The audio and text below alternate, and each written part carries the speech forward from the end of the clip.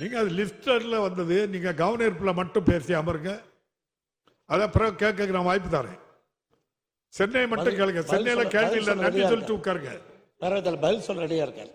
இல்ல விவர அறிக்கையில இருக்கிறது மட்டும்தான், அதை தாண்டி எதுவும் பேச அலோவ் பண்ண முடியாது. நீங்க தயவு செய்து அதை மட்டும் கேளுங்க. கோவையிலே இன்றைக்கு மிகப்பெரிய பிரச்சனை என்பது எல்என்டி பைபாஸ் சாலையிலே வருகிற போக்குவரத்து நெரிசல்.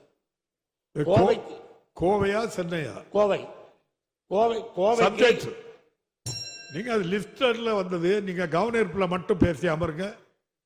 அதை அப்புறம் கேட்க நான் வாய்ப்பு தரேன். சென்னை மட்டும் கேளுங்க. சென்னையில கேள்வி இல்ல, நன்றி சொல்லிட்டு உட்காருங்க. பதில் சொல்ல ரெடியா இருக்காரு. இல்ல விவர அறிக்கையில இருக்கிறது மட்டும்தான், அதை தாண்டி எதுவும் பேச அலோவ் பண்ண முடியாது. நீங்க தயவு செய்து அதை மட்டும் கேளுங்க. இதை மட்டும் துறைமுக சாலை மட்டும்.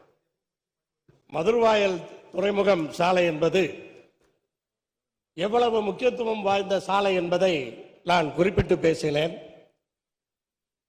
அந்த சாலை 17 ஆண்டுகளுக்கு முன்னால் திட்டமிடப்பட்ட போது மதுரவாயல், இப்போது வெளிவட்ட சாலை வரை தேவை என்று கேட்டிருந்தேன்.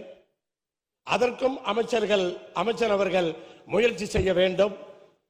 அப்படி மிக முக்கியமான சாலையாக இருக்கிற அந்த சாலை இன்னும் தாமதப்படுத்தக்கூடாது, விரைவில் அதை நிறைவேற்றி தர வேண்டும் என்று மீண்டும் நான் என்னுடைய வலியுறுத்தலை சொல்லி அரசினுடைய கவனத்தை ஈர்த்து அமர்கின்றேன். நன்றி, வணக்கம். மாண்புமிகு அமைச்சர்.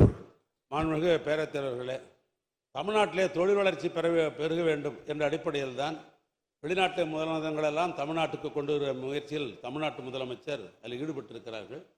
அவர் குறிப்பிடைப்பால தொழிற்சாலையில் உற்பத்தி செய்யப்படுகிற அந்த பொருள்கள் எல்லாம் இங்கே துறைமுகத்திற்கு வர வேண்டும் என்ற அந்த அடிப்படையில் தான் அந்த சாலைக்கு முக்கியத்துவம் தந்து அந்த பணிகளை நாங்கள் மேற்கொண்டு ஆய்வு செய்து கொண்டே இருக்கிறோம்.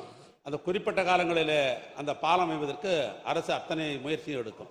பாதகம் செய்பவரை கண்டால் நாம் பயம் கொள்ளலாகாது பாப்பா. மோதி மிதித்து விடு பாப்பா, அவர் முகத்தில் உமிழ்ந்து விடு பாப்பா.